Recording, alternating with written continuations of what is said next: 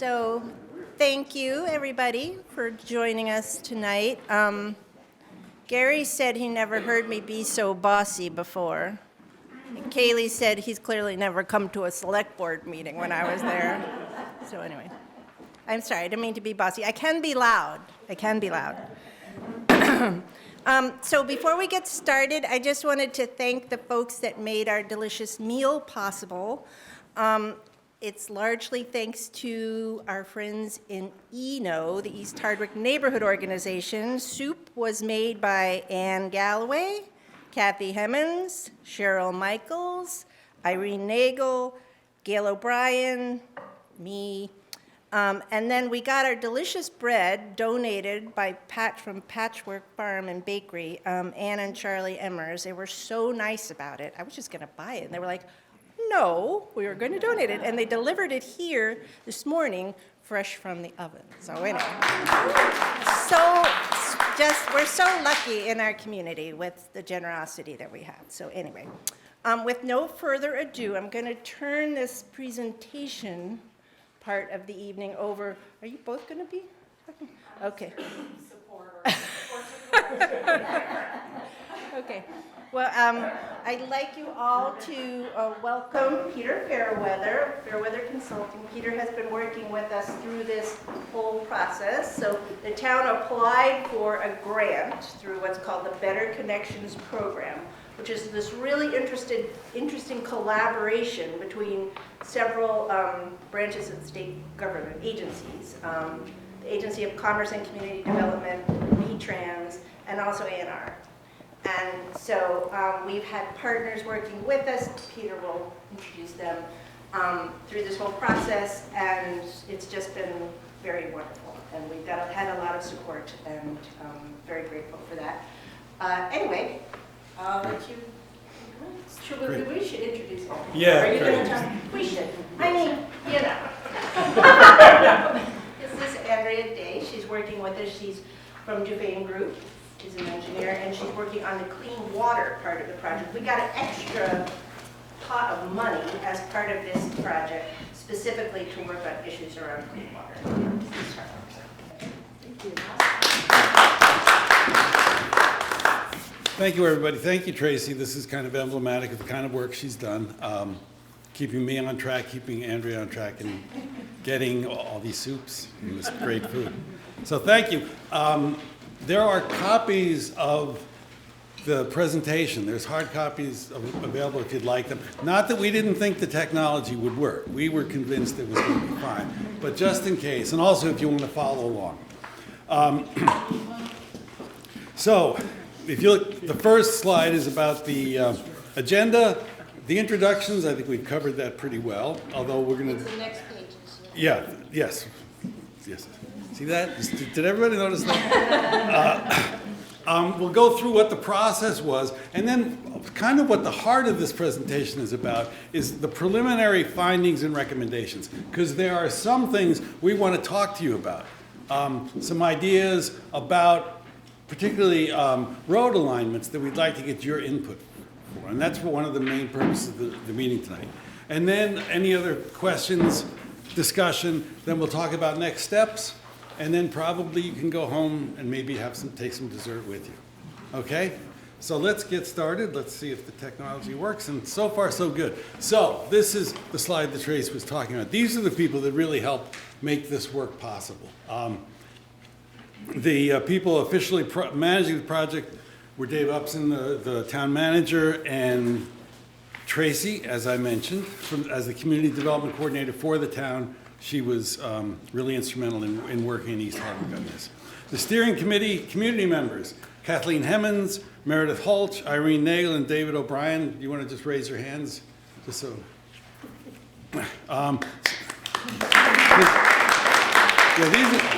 These are the people that really were sort of the eyes on the ground and saying, like, this is what East Hardwick is like.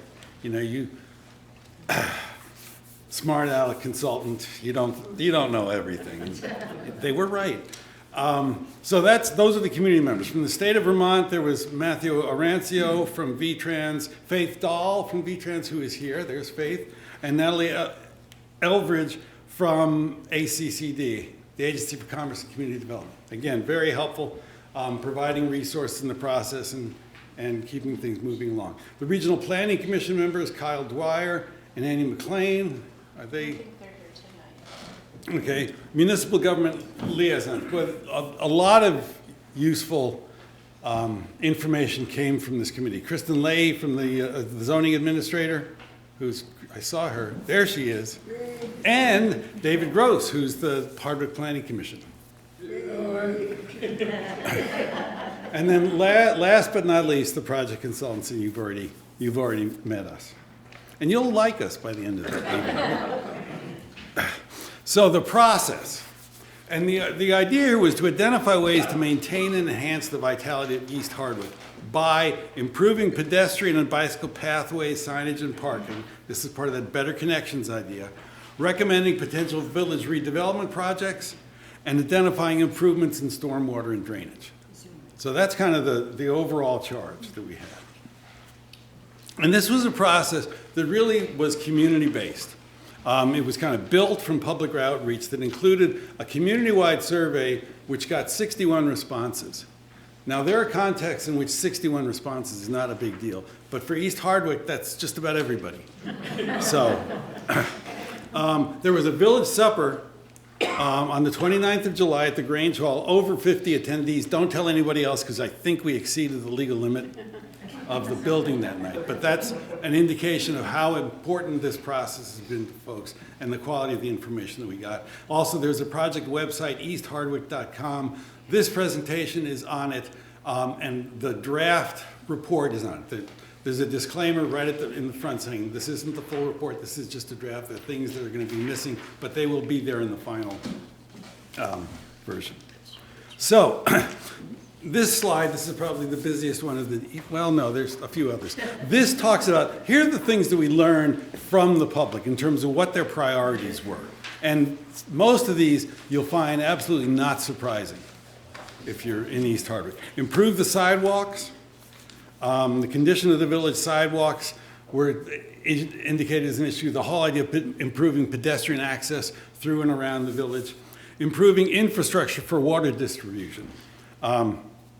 You know, that given the high quality of the water and the aging of the system, we have to make sure that it stays intact. And people were pointing out black fire hydrants and stuff about, you know, we've got to make sure that this system serves the people well. Improve drainage and stormwater management. What a surprise that this would be you know, this is sort of the issue of the hour for a lot of people. Protect and improve village appearance. The idea is, can we make East Hardwick the best East Hardwick it could possibly be? Connect to the river and to the Lamoille Valley Rail Trail. Because when we're looking at vitality, making the place more pleasant for the people that live there and any visitors, those are two major assets that East Hardwick has. Improve housing opportunities. The idea here is, can we find ways to reuse existing structures or find ways to infill so we can provide housing for residents without changing the character of the village. And improve community connections in general. That was one of the great discussions that came out of the community village supper. It's first as simple as, this is great, we ought to do this more often. And then just discussions, this is a really strong community and we need to take advantage of that and make sure we are as tightly connected as we can be. And you know, this is yet another example of that process. So now what we tried to do in this plan is, all right, how do we organize these ideas into a plan that will provide clear guidance in the future about how to move forward for East Hardwick? And so what we did, this is the thing that consultants do, is we bring in, here's a framework to think about these things. And I'll walk you through it. It's the 4 elements of a vibrant place by it's a model from the Project for Public Spaces. And our presentation is going to be organized using these 4 sectors. First is access and linkage, enabling people to get all locations in a community easily and safely, whether they're walking, biking, driving, or require special assistance to get there. Linkages, strong connections for important public spaces, tying them together while connecting them to their neighborhoods. So that's the first topic area, access and linkage. Second, comfort and image. Comfort, the creation of a physical environment that readily supports human activity and that effectively and sustainably minimize and manage the byproducts of human activity. For example, stormwater, wastewater, etc. An image, the creation of a physical environment that embodies and expresses the truth about the nature of the place. A successful image enables both residents and visitors to feel connected to the place and understand what it offers them. So that's the first two. Then there's uses and activities. Uses, the ongoing functions to which parcels of land are devoted, the stuff that is there. Activities, the stuff that happens there, the things that happen in a community that bind it together and make others feel welcome. And that can include festivals, parades, a variety of things, and we'll talk about some of that. And lastly, sociability, the quality of a community that makes people feel welcome there and encourages them to interact with others. And man, East Hardwick has got tons of that already. I mean, even the children's parade. That's just a great example of a community that's really focused on itself and focused on celebrating itself. So here's how we're thinking about this. And we're going to start with the blue access and linkages and work our way around. Now we've grouped the priority topics from the Better Connections outreach into these. So for example, access and linkages has sidewalk, traffic calming and redesign, Main Street and intersections, bicycle, infrastructure safety measures, and wayfinding. The comfort and image, that's where we talk about the water systems, wastewater treatment, stormwater drainage, overlook park, streetscape, and village appearance. Uses and activities, we'll talk about river access, the trailhead to the Lemoyne Valley Rail Trail, the use of green space housing, and the role of arts, tourism, and commerce. And lastly, sociability, the importance of the Grange Hall, other community connections, and civic engagement will be discussed, okay? So that's the precursor. Now we're going to go through each one of these quadrants. Everybody good to go? Everybody still excited? Is anybody sorry they didn't take another chocolate chip cookie before they came? That's okay, you can do that. We wish we could stay, but our babysitter is leaving. Okay. Priorities. Okay, so now we're going to be talking about access and linkage. And you see the topics there. And for East Hardwick, the question is, what does that look like on the ground? And this little map talks about the assets that need to be linked, so to speak. There's the emerging civic and arts and tourism recreational assets down at the end of town near the rail trail, East Church Street. Then there's the historic commercial core, the old Main Street area. The current commercial hub, where the convenience store is at the end of School Street. Then the two gateways, the Route 16 gateway by Cedar Street and also by Main Street. So those are things, aspects of the community that when we think about access and linkage, those are the kinds of things we're going to be looking at.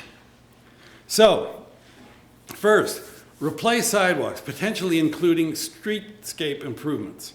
So Main Street, replace existing sidewalks with one of concrete with granite curbing along the existing alignment between School Street and East Church Street. An option including streetscaping is possible. And this is one of the things we're going to talk about in just a second. And the other would be, for example, with access using sharrows, which you can see that little bicycle with the, that's an arrow, that's not a roof over it, that's a, to enable riders on the rail trail to access the traditional commercial core and for the time being to access the rail trail via Ward Hill Road. So that, Main Street is a big opportunity. The idea to create stronger links between the traditional commercial core kind of in the rest of East Hardwick. The other for replacing the sidewalks is Brick House Road, to replace the existing sidewalk between East Church Street and the rail trail. And again, strengthening those links. So what we have here, and you've seen these, is options for Main Street streetscape. Because there's a couple ways, and probably more than that, you can go about this. One is, let's get the sidewalks up to acceptable condition so that they're curbed, they're in good condition, they're easy to walk on, they're clearly aligned, and life is easier for pedestrians in that way. And that's one option. And that's sort of kind of fixing the things that are there now. The other option is to actually, and this is on, which is it this one here? I can't see. Yeah. Yeah, okay. This on the right is, all right, while we're doing that, should we add things like street trees and maybe street furniture to make it sort of a more elaborate connection between Main Street and the other areas of town? So in other words, one option is just sort of replace the things that are broken now and fix them. And then the other option is do that and maybe add a little bit more in terms of street trees and... I think the picture on the right is also showing a sidewalk on both sides, not just trees. Oh, yeah, you're right, I'm sorry. Yeah, that's right. Thank you, Meredith. See, the committee is very helpful and attentive. So it's a more formal treatment of the street as a whole on both sides. Thank you.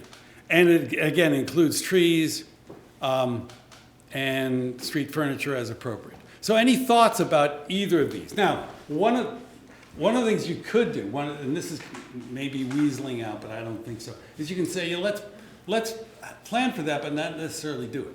In other words, we'll have it in the hopper, but we're going to look for just basically getting the sidewalks fixed. Or it could be, we're never going to do that. Let's not plan for it. So, thoughts? Is the road wide enough to do the option on the right? Let me turn to my technical consultant. It'll be tight, but we can fit in a sidewalk on both sides. Yeah, and one of the advantages of that is it serves as a traffic calming device if there's sidewalks on both sides and the right of way is a little narrower. But there's a couple other questions.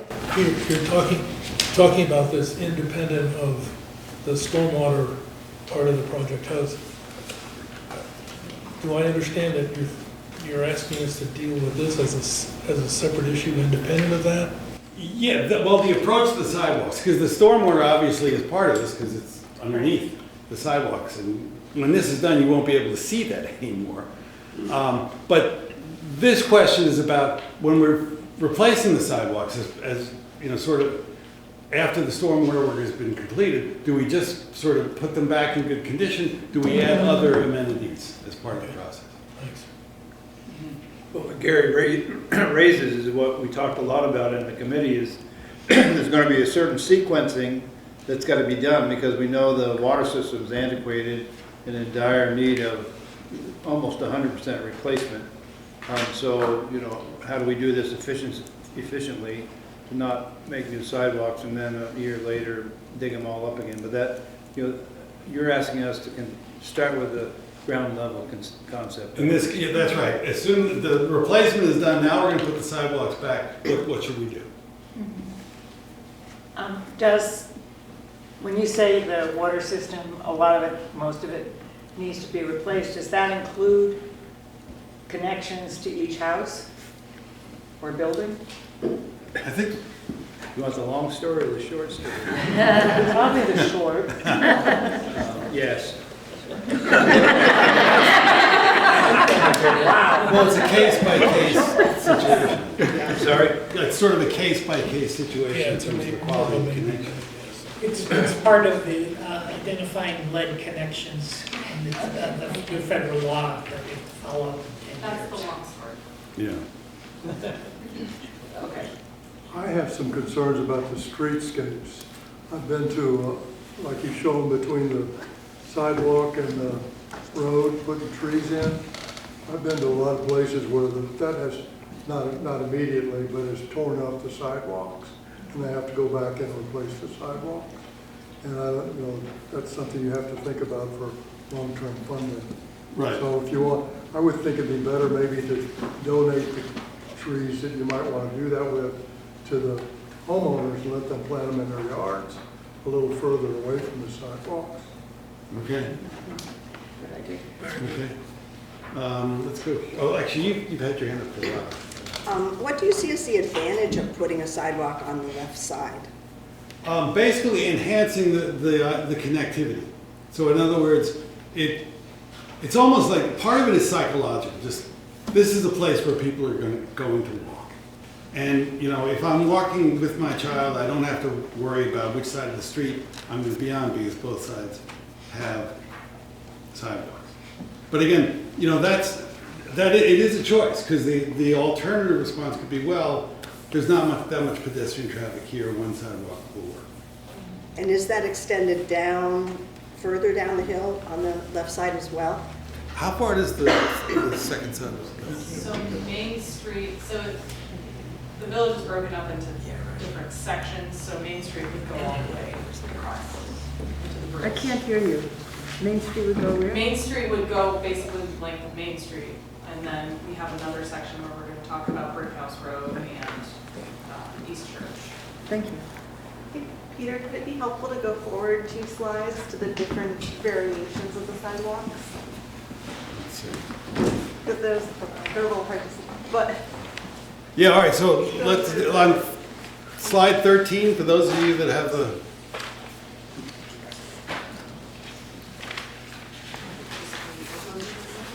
yeah. So you get a sense of what it would look like in terms of the street trees. But, you know, so is everybody clear about the concept? Because really, we're just trying to get input about how elaborate should the replacement process be. Let's go way in the back. Oh, okay, yes, ma'am. Me? Yes. I want to find out, are we talking about just replacing existing sidewalks or extending sidewalks to where they're needed, where they have never been? And I would like to, knowing that East Hardwick just got our newest plow truck, and it's very much wider than before, are curbs going to interfere with plowing? Is it going to, you know, is it? I just wonder about that, because the truck barely makes it down Pleasant Street, and it can't turn around, it has to back out and back onto Main Street, and the plow touches the edges of the road on both sides now, so won't curbs get in the way of the blades? Well, so the plow truck will, I assume the street is wider than the width of the plow truck. Just barely on Pleasant Street. On Pleasant, she's talking about Pleasant Street. So Pleasant Street, we're not proposing for curbs. So let's back up a little bit. So Main Street, we're talking about whether you want sidewalk on one side, just replace where it is. But Main Street from like down the hill, or are you talking about Main Street from Route 16? So Main Street, we're talking about from the bridge up to, pretty much up to Pleasant Street. Pleasant Street, we're talking about working with the committee. You know, they said there's not as much pedestrian traffic there, but there's some, so maybe we just strike a lane on Pleasant Street, so no actual sidewalk and curb, just because there's not as much pedestrian or vehicle traffic. That was also what we discussed for School Street. So for actual curb and sidewalk, we're looking for feedback on mainly Main Street. To what extent, you know, are we just talking about one side with just curb and sidewalk up against the road, or you know, a green strip in between, so you have curb and then a green strip and then the sidewalk? Do you want trees? Do you not want trees? Both sides, one side, kind of, that's the feedback we're looking for. Yeah. I just, in relation to plowing, if you have just replacing the sidewalk as it is, does that mean all the plowed debris goes on the sidewalk? So is it usable in the winter? So depending on your funding source, if it comes from V-Trans, which is typically the most advantageous funding for this type of project, the town needs to agree to maintain the sidewalks in the winter.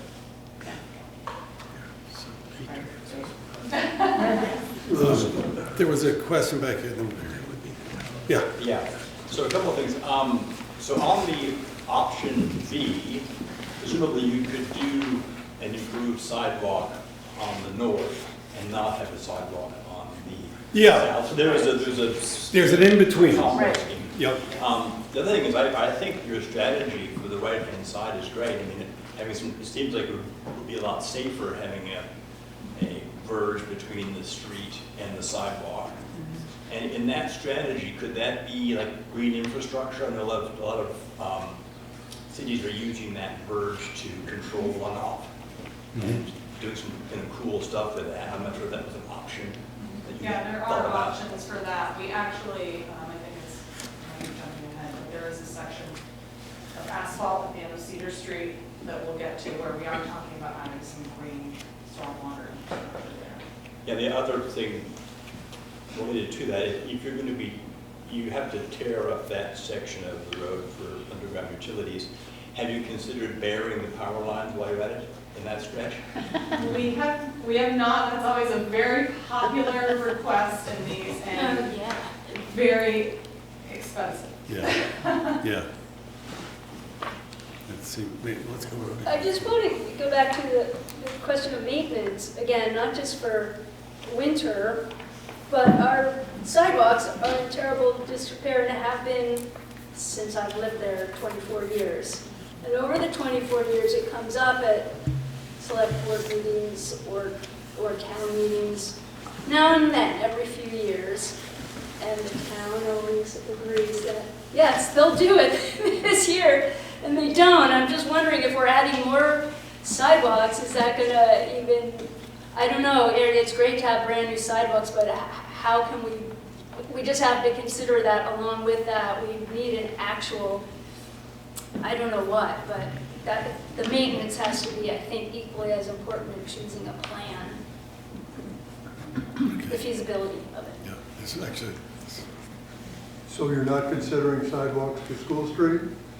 That seems to be most of the foot traffic I see going to and from B&L. yeah, go ahead. So now that School Street is closed off online, But B&L B&L still significantly available. less, or? Yeah, it's the store. When we talked to the committee, they kind of thought that a separate sidewalk on School Street probably wasn't necessary, but. Yeah, no, it's just like a shoulder that's defined. Is there room enough on School Street to do that? To stripe it. To do a sidewalk? Yeah, to do like a A stripe. bike stripe Yeah. pedestrian area. And I'll get corrected by the expert, but it depends upon vehicle traffic, and now that School Street has lost its access to 16 mostly, because they took in the parking lot. But the concept is we're down below the level where we wouldn't have to be painted. And without that center line stripe, people always want to stay in their lane. Yeah. Even if you're walking in the lane, they'll Yeah. still almost hit you, even Yeah. though there's a bunch of road over there because they're staying over. If you take the stripe out, they'll move away from you and use the whole road, which then allows that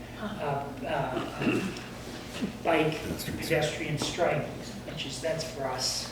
You know. But there's nothing along 16 to facilitate pedestrian movement, correct? And the committee learned that there was, it's actually named something, right? For those from the B-Trans, that concept Those of, lanes, like an edge line road. concept of having, taking the lane out. It has a name, but I Yes, can't it think does. what I it is. can't think of it either. Oh, yeah. Faith, come on. There's one concept that's like that, there's an edge line road. Edgeline Road. You take the center out, and then you put walking, biking lanes on both sides.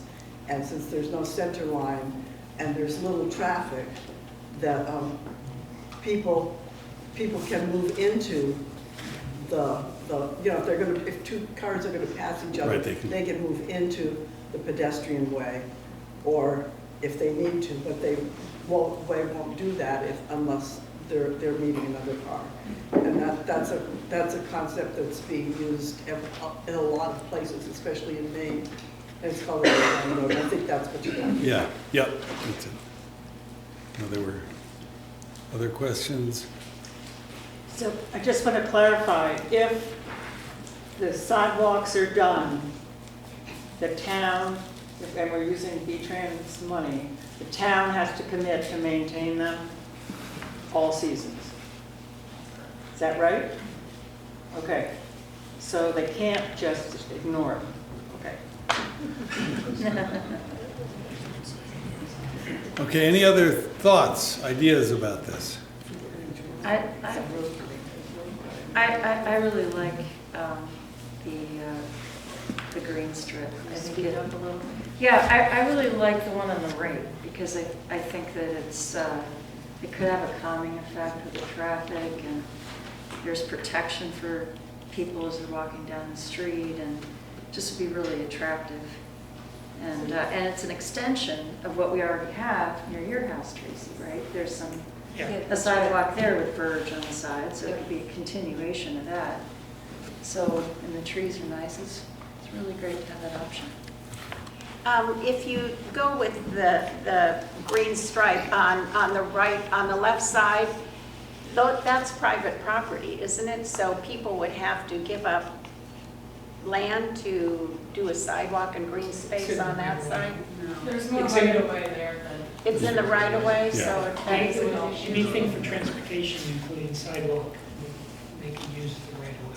I like the calming thing. I don't know that we need sidewalks on both sides for foot traffic, but I Okay. like the atmosphere. And that's also what I was going to just reiterate what Patrick said about how it's not like it's all or nothing, you know, like Yeah. we could do sidewalks on one side with the green, with the grass strip and maybe not do a sidewalk, you know, like Yeah. we could mix it up. You know, we could take some from Yeah. Anyway and some from Minnie. Yeah. Let's see, anybody hasn't spoken yet that wants to? Go, yes, go ahead. I like the concept of the sidewalk on both sides because it's very difficult to cross the street anywhere, especially going up the hill, the picture you're showing. And you know, we need parking spaces and you know, around the area, that intersection with McFeeder's store, there is room for parking, and that would give people an option of walking up the hill without crossing. And also the fact that, I mean, that there's a nursery school on that side of the street. It seems like it's nicer to be able to travel on both sides rather than having to cross at a dangerous place. Okay. Other thoughts? There's just a question, what is the right-of-way? It's from the center of the road and how many feet? 24 feet, 9 inches 24 feet each side. from the center. Oh, wow. If it's a 3-lane road. Lots more than I planned. So in terms of how we should proceed with the recommendation, I'm gonna try to goad you into a decision here. You know, there's sentiment for the street trees and sidewalk on one side. We just heard an advocacy for it on both sides. You know, the compromise in me, the compromise, which isn't always the best person in me, says, well, or maybe we should look at the one side option. But again, we just heard a pretty good description of the value of having on both sides. One of the advantages of having the sidewalk separated from the street with the verge is that gives an initial place for the snowplow to kick the snow over. Yes, you'll have to do the sidewalk, but otherwise, whoever's doing the sidewalk would have to clear the sidewalk of the entire street snow also. The other advantage of 2 sidewalks is landing areas, so that when you have a crosswalk going through, anybody who's visually impaired, it's hard to know where the sidewalk is, and then if you don't have a landing area on the other side, they're walking into grass or driveway. Whereas if there are sidewalks on both sides, the material on ground to indicate where this crosswalk is. So those are just. The other thing is, going back to the comment about the trees and the problems they can create, is there has been some advance in understanding now in terms of what trees make sense to use in that capacity that aren't likely to disrupt the sidewalk later on. So that's possible. I was just going to say, our town tree warden was here, but his babysitter was leaving. So he's actually working with the town right now on a project to plant trees in downtown along streets and stuff, and so he's very knowledgeable about those issues, and he lives in East Hardwick. Okay, great. And you know, that may be something we can just list as like a concern or a condition that make sure the trees are compatible long-term with the existence of the sidewalk, so it's not You know, I live in a town that had sidewalks put in a number of years ago, and it's just amazing what roots can do to sidewalks. The variety of ways in which my sidewalks are failing. Yep. Yes? In terms of the road itself, would the width of the road remain the same and the green space would be where the sidewalk is now? Or would the green space take up what is now the street? It's my understanding that it would take up a portion of what is now the street. That it would be a little narrower. So one other, to throw another kind of option out there, you don't need to have, it doesn't need to be a mirror image. So if you really like the idea of sidewalks on both sides, one side could be directly against the curb and one side could have a green strip. Yeah, is this a similar program that was used in Danville when they redid their? Was that, I don't know whether it was Better Connections involved in that? I was going to say that they did a beautiful job in Yeah. Danville. I think that's a great example of traffic calming, great street trees, curves, new sidewalks, and it came out beautifully, Danville. Yeah, that's true. It's pretty amazing, yeah. Danville did do a Better Connection study, but I don't know if they overlapped. Yes, that project in Danville, I think, was like the design and planning for the complete redo of Route 2 there in the park, I think was probably kind of the scoping study process, but those aren't the same projects. But it seems like there's some similar themes that you guys are working on, right? Yeah, same kind of concept. Yeah, the concept is in ballpark similar. Yes. So I don't know if this, we have a lot of truck traffic in East Hardwick, which I'm sure you're aware of, having gone through this process with our community, but, you know, I just wonder how that's going to show up in your presentation and whether this new scheme for the street, you know, how that's going to interact, you know, because we do have a lot of, like, in the summer, sometimes there are days when we'll have trucks going past every 3 to 5 minutes. Mm-hmm. And, you know, so I'm looking at this and I'm thinking, wow, that looks wonderful, and I'm trying to visualize the trucks, you know? Mm-hmm. And some of that is just a question of thoughtful design. In other words, this is, you know, a concept. And I think we can say, for example, to make sure it accommodates the plows that exist, that it, you know, realizes the truck traffic. And because there are ways in which, if done right, this will help with truck traffic insofar as it helps calm, you know, they don't just go barreling through. But these are all good examples, you know, again, the use of the trees as well. Those are good conditions that we can note in the report to say, like the concept, but these are the caveats that need to be put in place. Just to add comfort level, so this is a preliminary part of a process. We would then have to go seek funding for whatever it is we decided to do. If we seek funding through V-Trans, you know, any design, that final design has to meet all of their specifications, and so they know all about like how wide streets, you know what I mean? They wouldn't let us do something that wouldn't be able to handle the traffic, you know, they're, right? It's right. It's also a town road. And as long as you're abiding by the MBTCE, there's a lot of wiggle room that you get because this isn't on a state highway. So- Okay, so like, we're not gonna like let you do crazy things. Right. We'll never let go through and be like, oh, no comments. But, Okay. So, I mean, what I'm hearing, I think, is that there is an interest in enhancing the right of way. And it's just a question of doing it in a way that works. Which, you know, it sort of suggests if sidewalks on both sides could work in terms of the right of way, the plow, and that sort of stuff, that could go.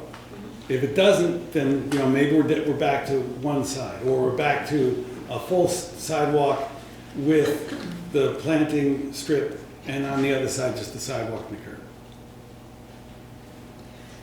This is a completely off-the-wall thing to say, but given what Ann is calling to our attention about the trucks and how that would affect the desirability of even walking on the sidewalks, once we have them.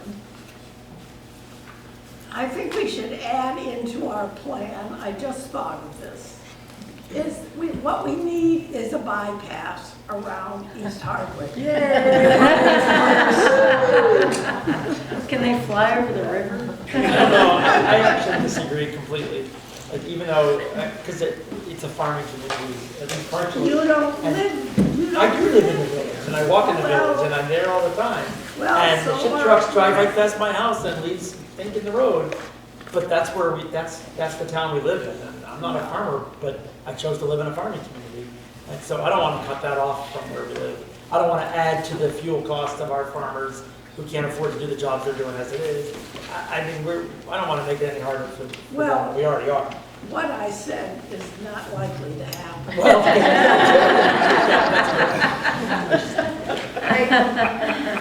Thank you, Larry. I do think, though, that I would feel much safer having an actual sidewalk to walk on when the trucks are going back and forth than the way it is right now, and we still walk on it. I mean, I love having I would love a sidewalk that's above the street level. Right, that's not black, the same color as the street. I mean, I want all of that. Yeah, right. Absolutely. Then we can all live I love that together. option. Or the hybrid version of it. I mean, anything like that is going to make our village much nicer. So I think we've got guidance then, that first of all, the idea of enhancing the corridor is important.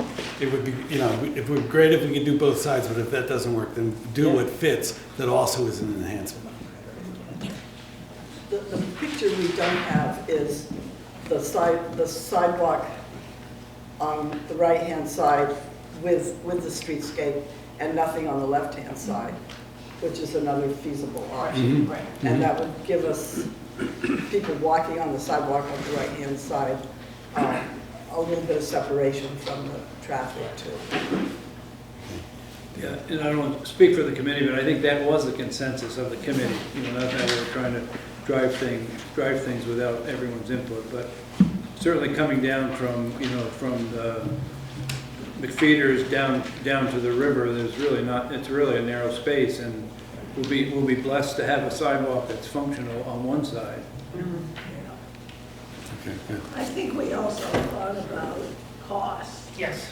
Yeah. Sidewalks are extremely expensive to put in, so we want one anyway. And just with the intersection on the west side, I guess, of the intersection of Cedar Street and Main Street, if that space is, people just cut right in through there. So without having a sidewalk or something there, then it's still going to leave difficulty for people who are trying to walk and to safely cross the street. We'll get to that. There's a whole plan for that intersection, actually, for that very reason. Yeah, what you just said. I realize that. Oh, okay. Yeah. Yeah. Okay, let's say one comment, then we'll move on. Just another point about the sidewalk on the left is that it is going to increase the drainage issues on the hill if you have more pavement rather than green space, because when it rains hard, there is just a sheet of water coming down that hill. And that would just be more space not absorbing that water.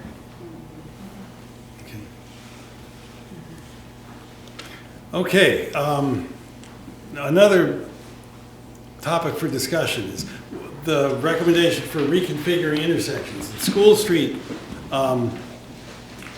has the water tub right in the middle of the intersection. So the question is, how do we want to handle that? We could make the intersection so it goes around one side of the tub or the other side of the tub, or the tub gets moved and it's a straight perpendicular connection. And these are renderings of those. So any vote for adding a shower now. But then the water's got to work, right? Thoughts about School Street? Do we move the tub? Do we go around it one way or another? If you move the tub, doesn't that also require moving the electrical pole?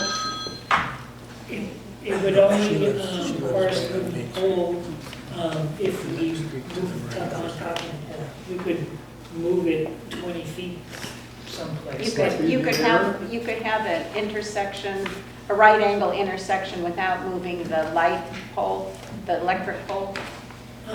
It depends upon how they approach. The right, I think on the right, the T intersection, it would require the pole to be scooched. Yeah. Also, moving the tub would require historic preservation review. Oh, right, yes. So they would, so, you know, that's one of the arguments for keeping it in place, is you don't have to go through the historic preservation review. Comment? Yes, yes. Not considering any of the different designs. Can you backing speak up a little? What's the problem we're trying to solve by creating alternative designs? Just creating a cleaner intersection, easier access. And slowing speed. Yeah, and traffic, yeah, so people don't go zipping around the arc turn. For cars or for people? For cars. I mean, pedestrians. Yeah. And Is this, one side or the other of the water tub less expensive? that's a good question. Andrea, do you know? I haven't put a cost to it, but I don't expect it's gonna be that much different. The big monkey wrench in there is historic preservation, getting approval to move something that they may be historic, which has that been deemed historic? Yes, If that there's would the tub. absolutely require review. Yeah, so that can be a very challenging process. So yeah. But it looks like there are two options that would avoid that, right? Correct. So let's choose one of those. So, Good job. To point out that speeding on School Street used to be quite a problem because people would come in, and that problem is essentially gone away. Sort of. Yeah. No, it's much better. It's much better. And also with the other treatments for School Street, this may not be as high a priority as it, for safety reasons, as it had been earlier. but it's, let's get the question in over here. I just have a question for the historians in the room. Has the wash tub been elsewhere in the past, or has it always been pretty much right where it is now? It's going back to a map we have on the Sanborn insurance maps. It has the water tub located at the intersection. How far back? That had been about 1920, so 100 plus years at least. I would love it if it stays somewhere awfully close to where it is then. I think we've done. Historically, and I think it's kind of cool that way, personally. I'm a little confused. You're talking about the traffic zipping around the corner there on School Street. There's not enough traffic to need sidewalks on School Street. So it's only occasionally dangerous. Yes. So I just want to back up what Cheryl said, that when these conversations started, it wasn't clear that School Street might never be open again.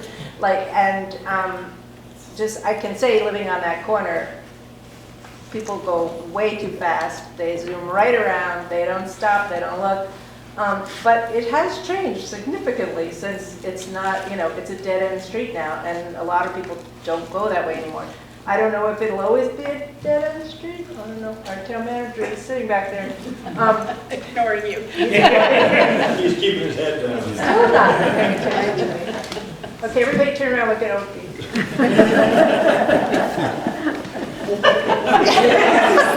Anyway, so it has changed, the situation has changed. I mean, it is, if you all, kind of knowing now that the end of School Street is closed and you don't feel this is necessary then at this time, then that's something that. I would jump in for a couple things we're gaining is right now, going onto School Street, literally it's a 4-lane road because of both sides, which is ridiculous. It's a lot of asphalt.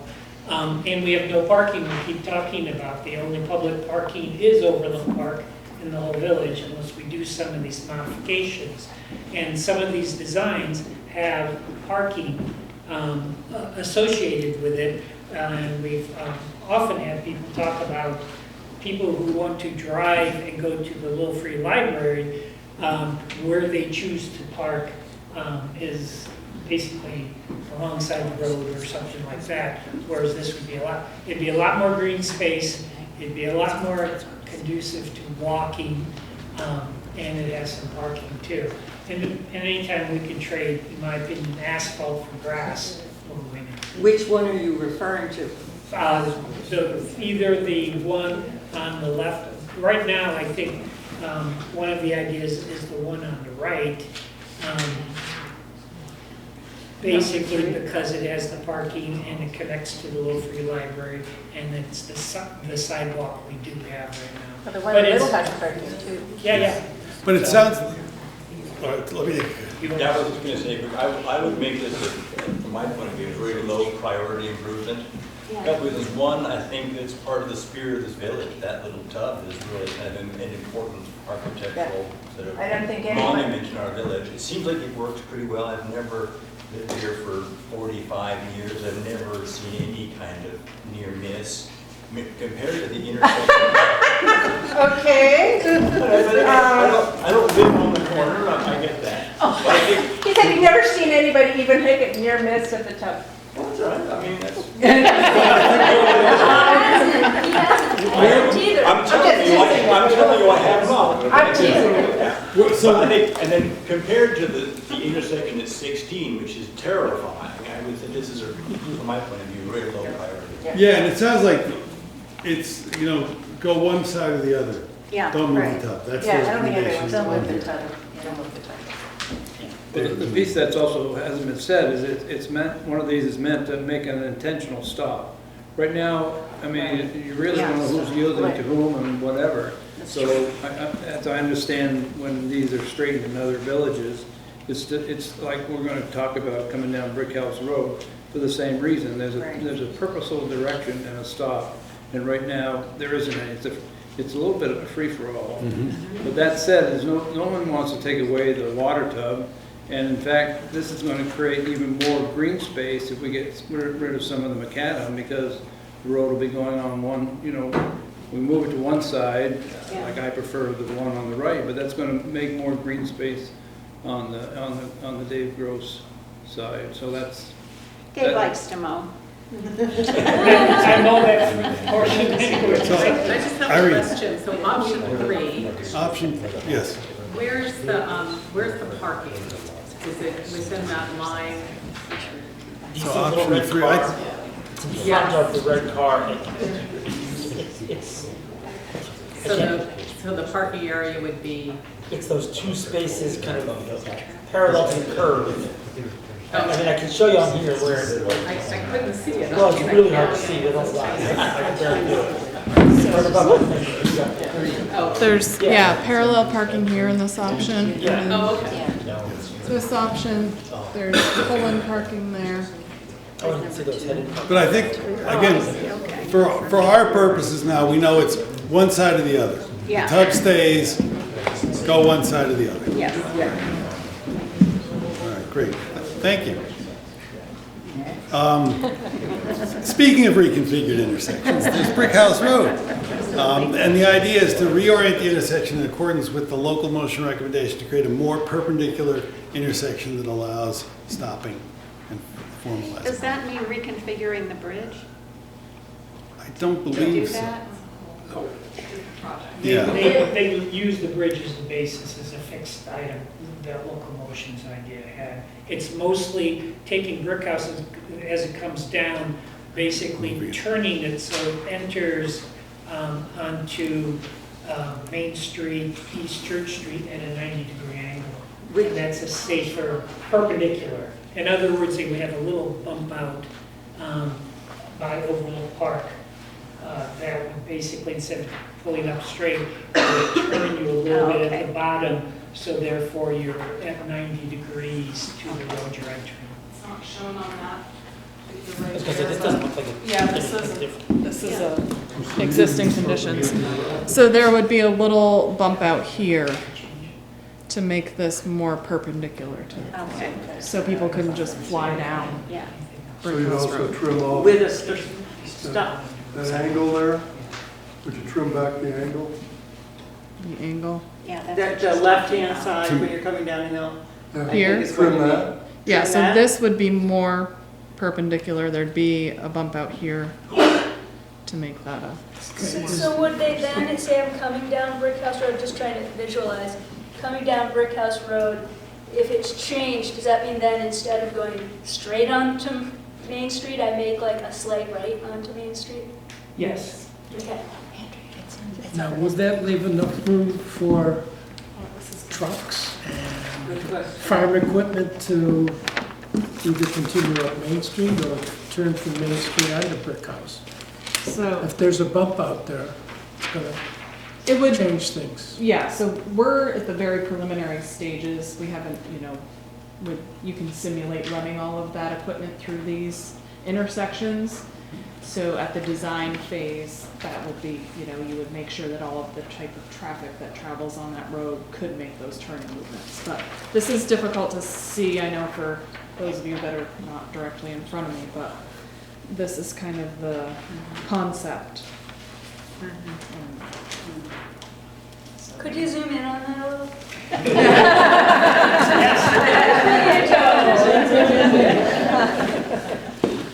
Didn't Kristen Lane say that? What?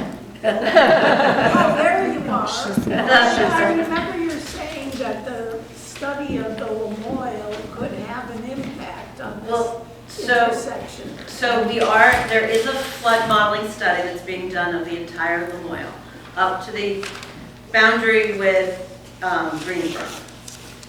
Don't ask me why they're not going into Greensboro, that's just the way that this study is working. One of the proposed, not projects, but analysis or alternatives to look at is the fact that there is a pinch point where that bridge is. We know the bridge is becoming, what's a good euphemism? It's in fair condition now. It's not in getting fair better. condition, and it's not getting any better. Right. So it is something that is going to be looked at for what it could happen in the future with both flooding and conditions. What does that mean? We don't know yet. But it's just something to throw into the whole, if you do the LiDAR and you look at it, it is a huge pinch point for the Loyal River. And so we need to look at that. That doesn't mean we're going to do something tomorrow. That doesn't mean we're going to do something in 5 years. It just means we need to look at what could be a feasibility. And if the bridge is starting to deteriorate, it might be a good time to look at that. How does this match this? Well, it's just something to think about as we're looking at all these options. Yeah, and that's the idea. The plan would have that in there, so should any of that come to pass, it's, all right, while you're doing that, make sure you address this issue. Yeah. And so, because it is such a pinch point, I wonder why we can't have a one-way situation on Brickhouse Road, Stevens Lane, and coming around. Because it's, that would alleviate some of the stress and, maybe in the short term, help with that pinch point. It's a pinch point for the water, not for I see. traffic. I'm sorry. It's the Lamoille River itself. If you look at the bridge narrows in with the weir and the bridge. I see. Narrow the water flows down. Well, it does, doesn't it? Yeah. That's Yes. a big fault. I was wondering about that house that's right on that intersection. It's like the status, who owns it, what's gonna happen, because I find that house really obstructs the view trying to come around. When you come around there looking to see if there's traffic coming down Brick House, or if you're coming down Brick House to see if traffic's coming around. Purple house. And I feel like that house blocks a lot of it, so I don't know if that's being considered at all. Representatives from the town on this topic. Can you speak up? I'm going to defer to representatives from the town on the house. Way above my pay grade. I think the idea is. I just wanted to mention that I think it's in the way of visibility. Okay, I understand it is a very complicated situation. Okay. Yeah, and again, this is the kind of thing where this recommendation is in the plan. Should something occur that involves that property, it provides some guidance about, here's the outcome that we would like to see. Right, Is to right, clean because up I would the think that intersection. it would make sense that instead of trying to divert around that property to make more better visibility, that something was done with that property to. If that were possible. Let's go to Tracy. I guess what you said just countered what I mean, but I was gonna say that the way Local Motion advised us to move the road, it will help with the situation you're talking about, but that's not the only reason they did that. It's just better to come in at a 90, it's considered safer to come in at a 90-degree angle like that, but it also will help that sight line that you're talking about, I think. Yes, Faith. And I'll also say what Andrea was describing with that Keegan, a recent project that V-Trans did doing that exact change would be on 14 by Hope Cemetery in Barry. If you ever take 14, you get to 89. Merchant Street, that used to be that kind of wide. They did that exact thing. So next time you're driving at 89, if you go by that, that's what we're talking about. Oh, perfect. There's a comment here. And then Yeah, I think making it more 90 is a great idea. I mean, it is dangerous coming down, but also people have done it going up. So if it's okay. It is a traffic calming. Yes. It seems like what Kristen was saying, Kristen, probably the likely change would be that it would be a longer span bridge at more of an angle. So or something would be the most likely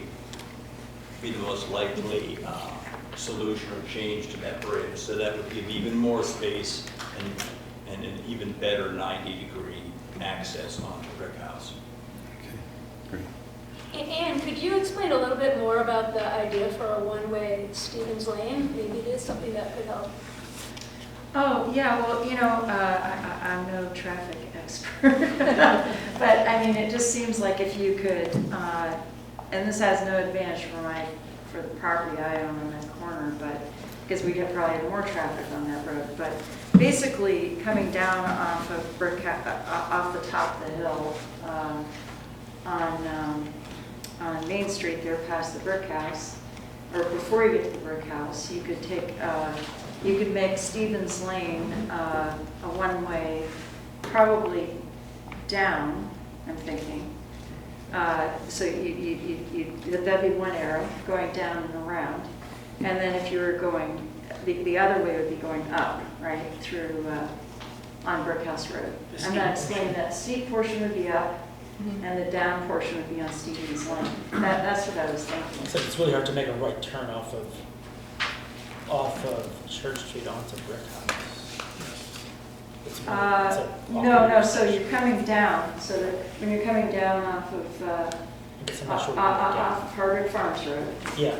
you're taking a left to go down, okay?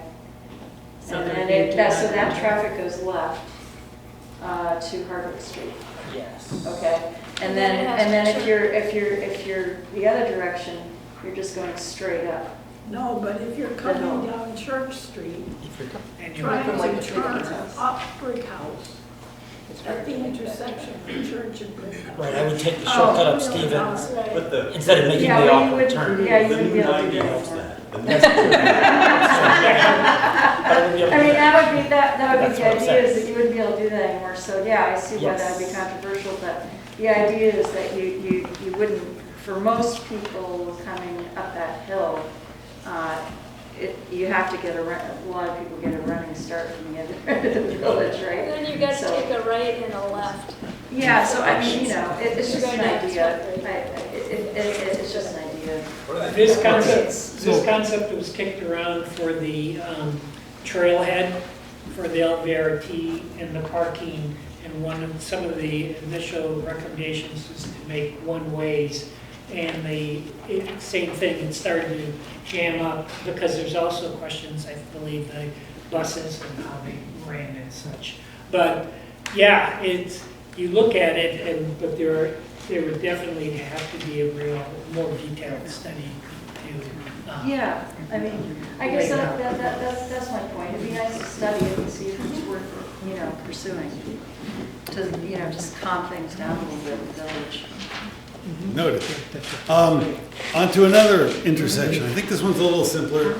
Cedar Street, Main Street intersection. The idea is to reduce the width of the intersection to add parking near McFeeters. This would be public parking for for the village where alongside McFeeters, so that the intersection is more tightly defined. It's not just a massive concrete. I don't think that's requires much discussion.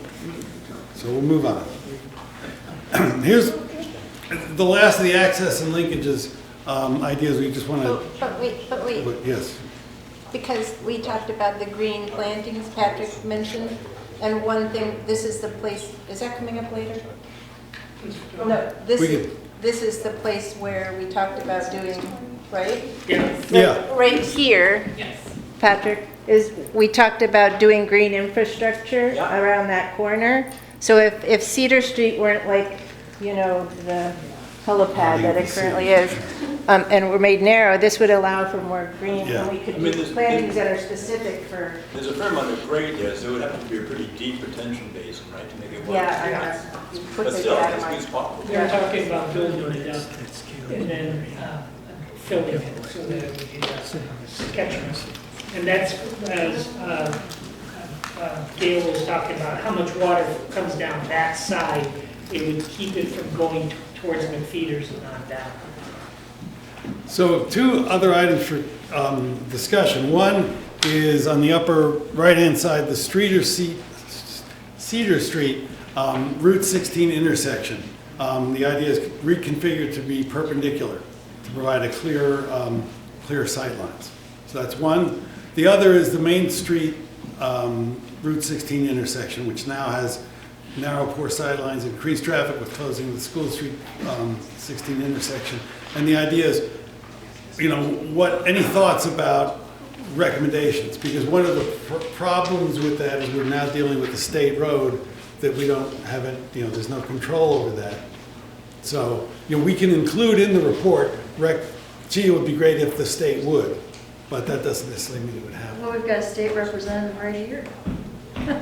Right? Don't we have a trans person? So I just wonder how this should go with the traffic study here.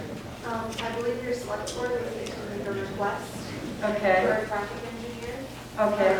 Which would have to provide an email for it. They can do a traffic study, which then goes in front of the traffic committee. They meet quarterly throughout the year. The traffic committee has 3 people on it: the DMV commissioner, someone from public safety, and the secretary of transportation. And they'll make a decision on, what you can do there with speed limits, changes that you can do from that perspective. But that would really be, I think, step 1 is getting that speed study going. We're about ready to make the appeal to the select board to start that process. And short term, there are a lot of, the sight lines are very difficult there right now.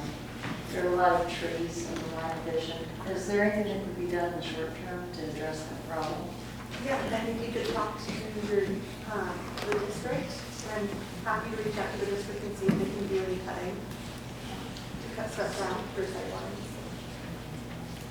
If it's in the right of way, they can cut it back. But it's really For volunteers that car wreck. So the 28 feet applies also on the state highway? No, it depends. I mean, there's sections that have 30, 35 to one side. Okay, so I don't and know they where really could just go and cut. I don't. If the trees are in the way, yes, they can clear all brush and obstruction. Okay. Yep. Okay, any other thoughts about these? Just that this was a very strongly talked about by the committee, and really, I think a lot of us dream to have a yellow light there, and certainly, reducing the speed limit. And I think, although some people hold up that we have to wait till things freeze over, and others say that no, we can approach the state immediately. So we've encouraged the HNO to move on that direction immediately to make those requests. Yeah. I mean, there's no question from my point of view that it was safer before the trees. We used to have very good sight lines looking north, and they've grown in considerably. So I think that as an immediate step, that would definitely make a big difference. Okay, great. Thank you. I'll yes. add to that. David was saying that, you know, the possibility of a blinking yellow light or some cautionary light at that intersection. And so I would add my dream, which would be that we had a crosswalk at that intersection so that it made it possible to walk from the village up Mountain View. It's a wonderful place to take a walk. The highway that was put in pretty much separated that whole part of the village from the village. And so, you know, there really needs to be something there to slow the traffic down and allow people to cross that intersection, whether they're on bicycles, or they're walking, or even in a car. It's hard to cross that intersection.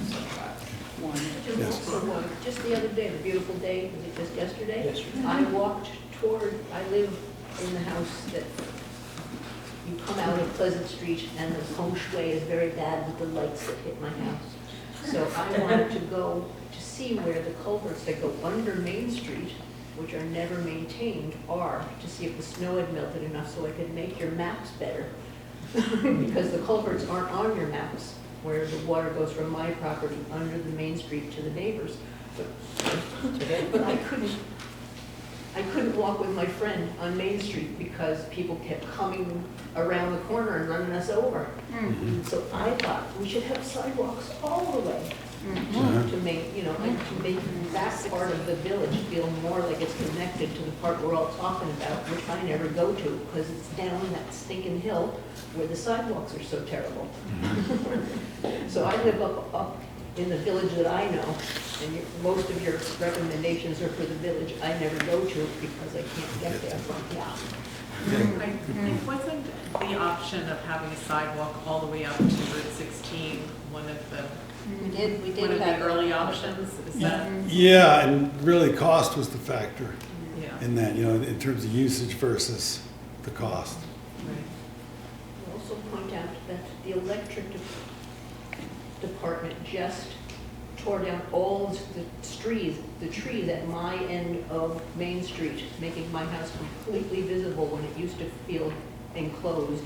They wanted to take down the cedar trees in front of my house. So taking down the trees on Main Street, that's also my on Route 16, that's also my property, and that is my sound buffer. All the noise of the trucks then just come into and it's taking my privacy away. So if the trees are coming down, I think I should get compensated with trees in my fields that will be the sound break for Route 16 from my property. It's incredibly noisy without trees. Well, let's take one last comment, then we have to move on. This might not be part of your process, but heading east, again, back to Danville, where they split Route 2 for traffic calming, that worked great in that instance. Seems like a fairly similar situation where you have a state highway coming into a village center. Okay, noted. All right, now we're going to talk about comfort and image, and you know, the water systems, stormwater, overlook park, and streetscape issues. So the emerging priorities: improve stormwater collection and treatment, provide park areas, maintain and improve the village water system, consider the need for a village-wide wastewater system. So we'll be able to go through this a little quicker because these are just basically recommendations. We don't need to talk about realignments and things of that sort. Water systems, recommendation. The East Hardwick Fire District is working to evaluate the water system to identify projects that will allow the system to continue to provide high-quality water to their users. And again, we're including this in the plan basically as a support. As you know, it raises the likelihood somewhat of getting funding if a project that's underway is endorsed by an existing plan. Stormwater projects, and actually I'm going to ask Andrea to help with this. There are a series of stormwater projects in Main Street, East Church Street, Brick House Road, and the School Street Route 16 intersections. Maybe just talk about them conceptually. Yeah, so we are working on the plan right now. It'll be basically appended to this plan that Tracy mentioned there's a separate kind of planning for. So it'll be preliminary designs for stormwater collection and treatment. on Main Street, East Church, Brick House, and the green infrastructure we talked about at the corner of Cedar Street.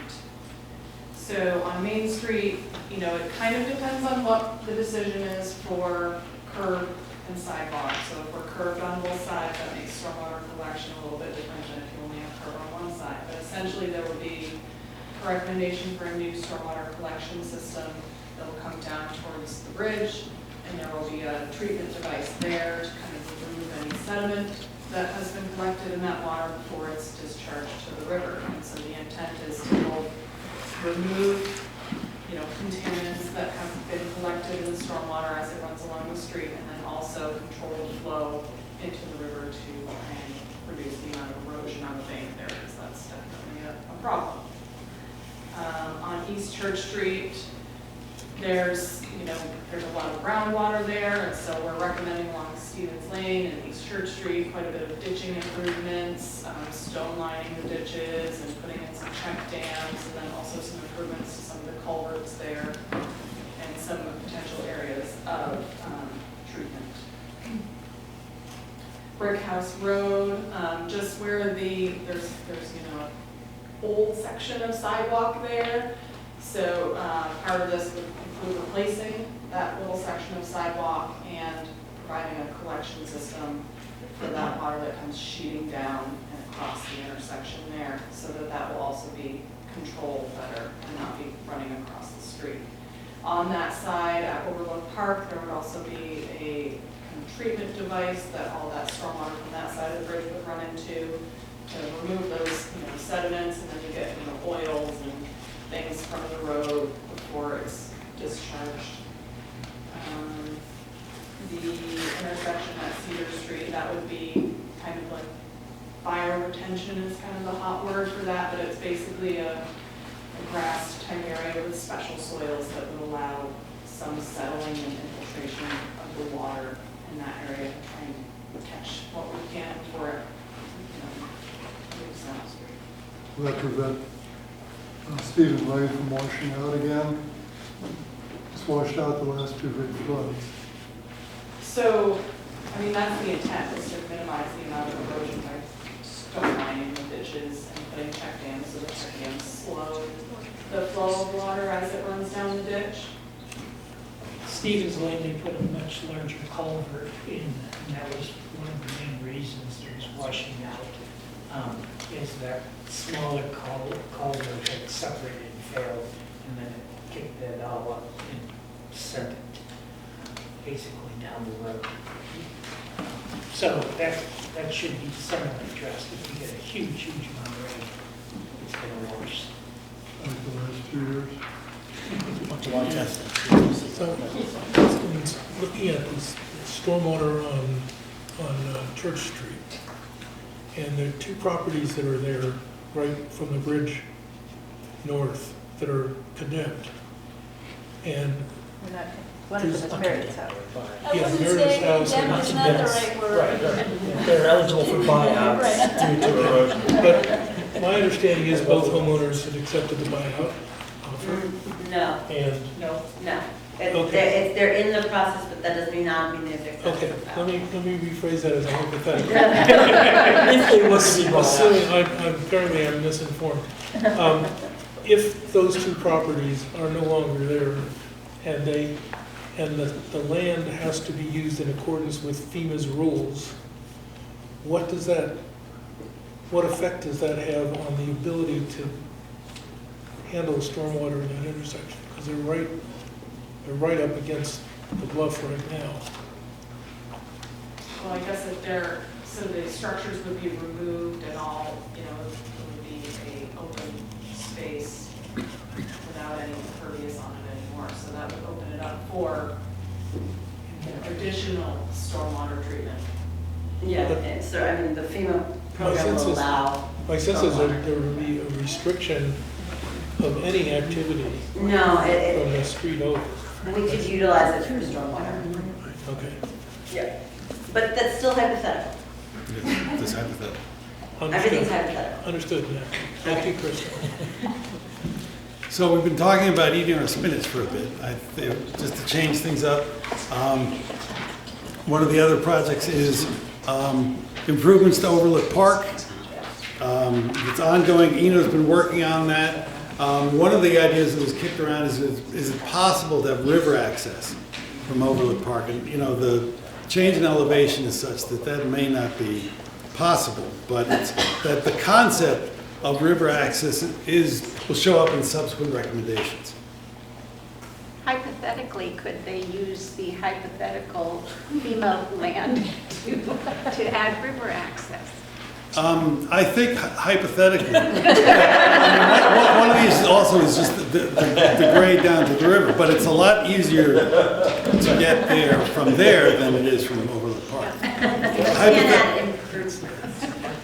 Actually, the Grange property is the easiest access to the river upstream, which we don't own the property that to the river. It'd be interesting to see about access of what the state controls and how high. But anyways, that would be the easiest way to go. And if you cut over onto the property, you could, if the neighbor was not friendly, you could cut.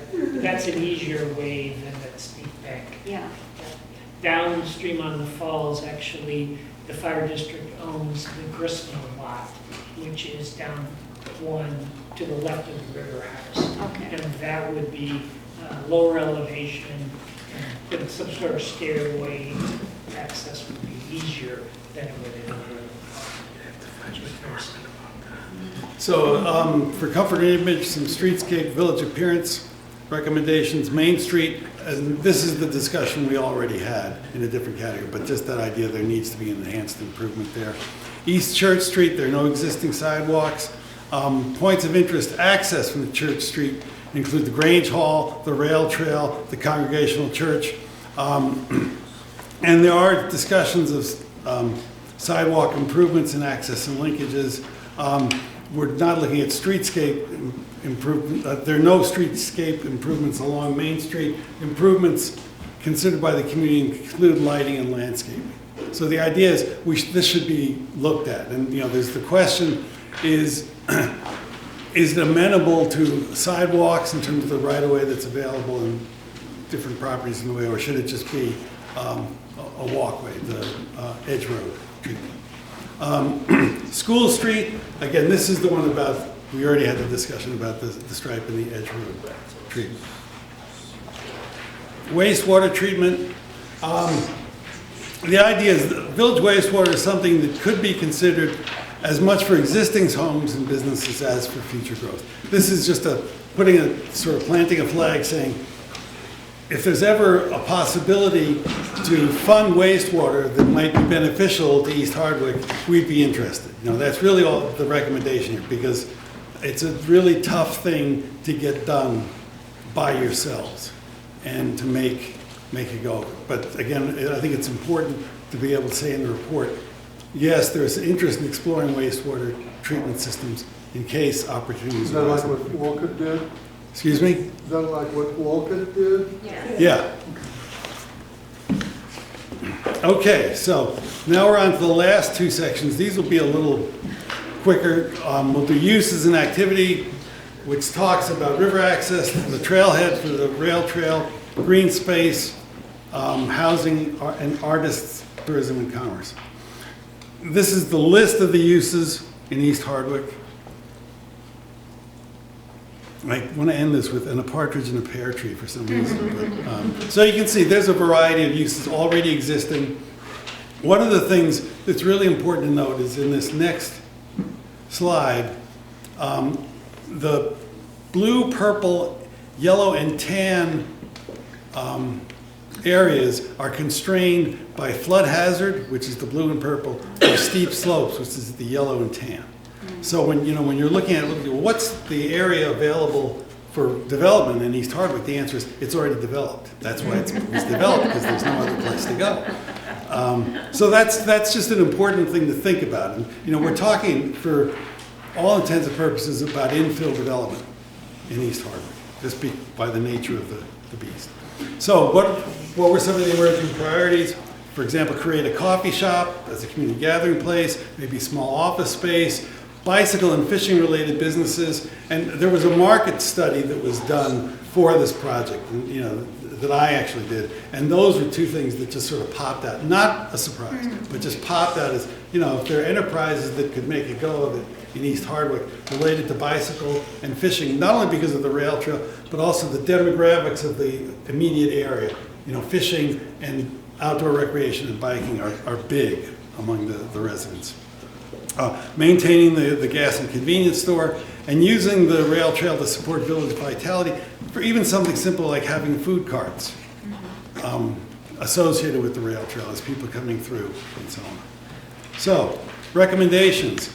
First, specific investments in vitality, specific things that could help with uses. First, recognize the Grange Hall as an important community center for East Hardwick, obtain funding for its full restoration. That's an important component of the village that maybe the next time a meeting like this happens, that's where it happens, is in the Grange Hall.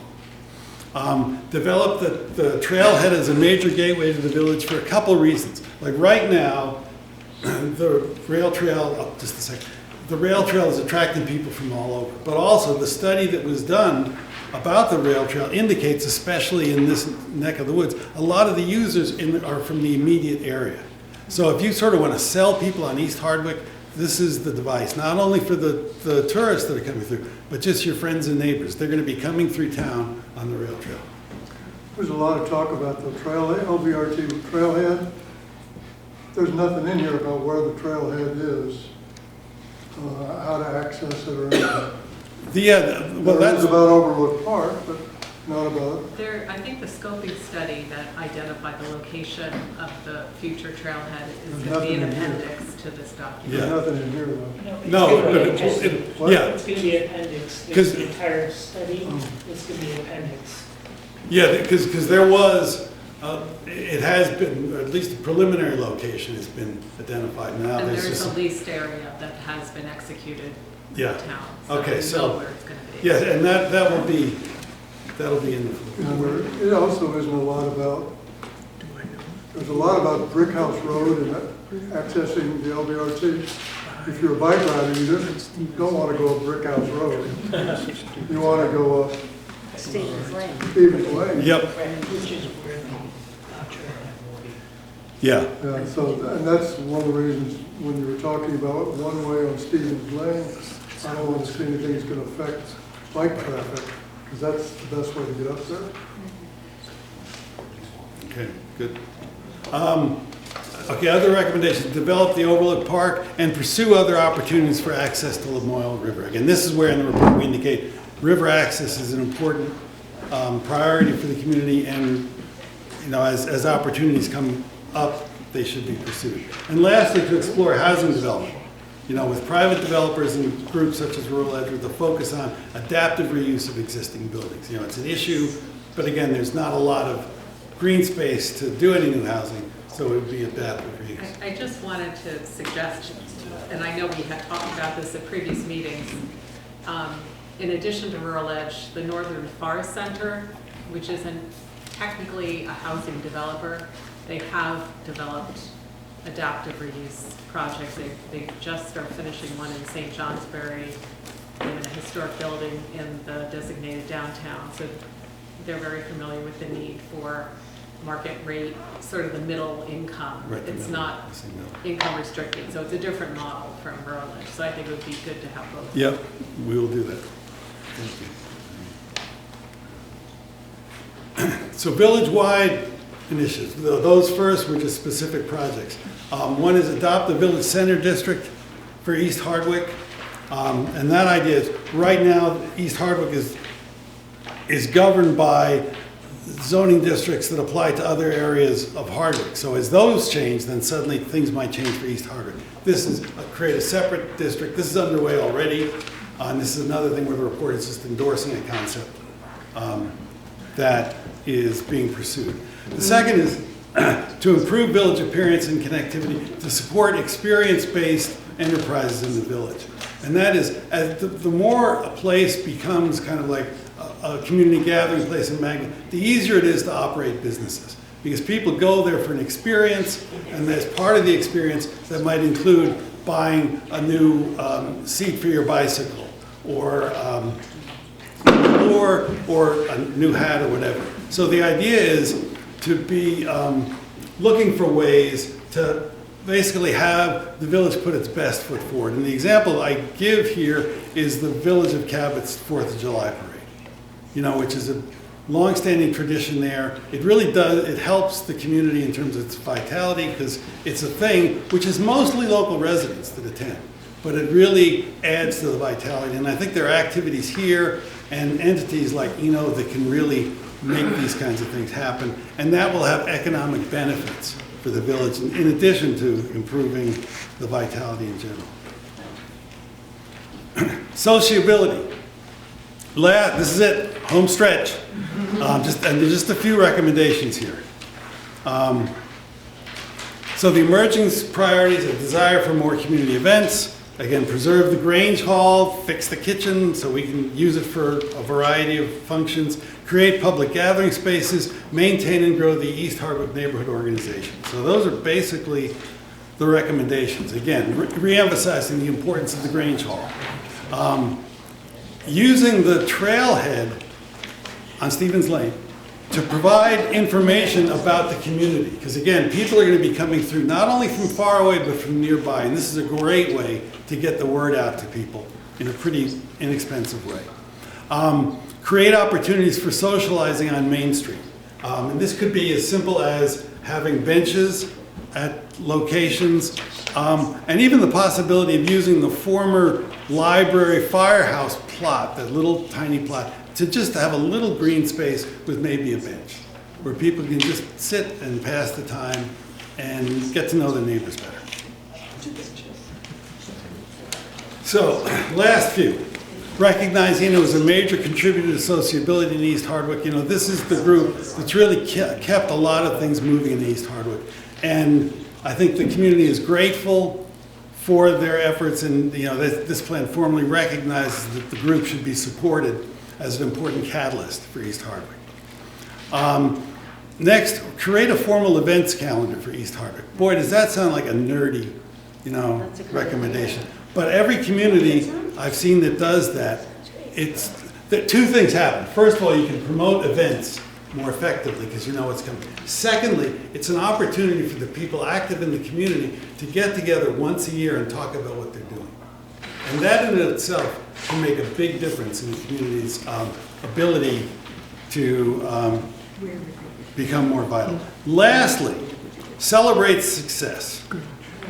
That each Better Connections project is an opportunity to celebrate its completion or its beginning, and an excuse to bring people together in a positive way to talk about East Hardwick. And that's really important for this process. It sounds like it's kind of extra, but you know, this is all about momentum. Any community improvement project of any type is just about keeping at it, sticking to it. And the extent to which you can celebrate and feel good about things, even just small things, like God, they finally got rid of that consultant for the Better Connection. You know, you can have a little celebration of that, and it just helps keep things moving. So that, and again, this is something it's in your genes already. You already know how to do these things. Maybe just do them a little bit more. Someone was saying today with this soup thing, we ought to do this again at the Grange. And you know, absolutely. So that's basically, if I haven't completely exhausted you yet, first, let me thank you for the discussions we've had, because we really needed those to get our work done. And we've really gotten good guidance from you on how to move forward in a way that makes sense for the community. Any other comments, questions, reactions? Appreciate your hard work on this. Oh, thank the committee. I mean, this is the hardest working committee in show business right now. And really worked hard, and actually Tracy too, who's really annoyed all of us by keeping us on task. So, you know, those are the people that I think really deserve the congratulations. You might want to mention if ideas come up, how they can feed more information to you. Oh yeah. After tonight, yeah. Yeah. So, Next steps. Right on. Next step, we're going to be finalizing recommendations, based on the input. We're going to be putting cost estimates for the recommendations, funding sources. We're going to create an action plan and then present the final report to the select board, which will have, the first part of it will be an executive summary, which is a short version of all this, and then the action plan. So that when it comes out, you don't have to thumb through all of my wonderful, deathless prose to get to the good stuff. So again, if you go to, and it's on your handout, if you go to easthardwick.com, you can download this presentation, the draft final report, other things. Any comments or questions, you can email to Peter Fairweather at pfairweather@fairweatherconsulting.com, the world's longest email address, I understand. But it works. Yeah, it's right on the hand. Also, on the website, there's a email link that if you go to the email page, it sends an email directly to Andrea and myself. So we look forward to hearing from you, and thank you for your patience. Well, I know you recognize the committee, but none of this could have happened without you, Peter, and Andrea, and Tracy as our home lady. We can have great ideas, but if we don't have methodology, we don't get anywhere. So hats off to the three of you for helping us get this far.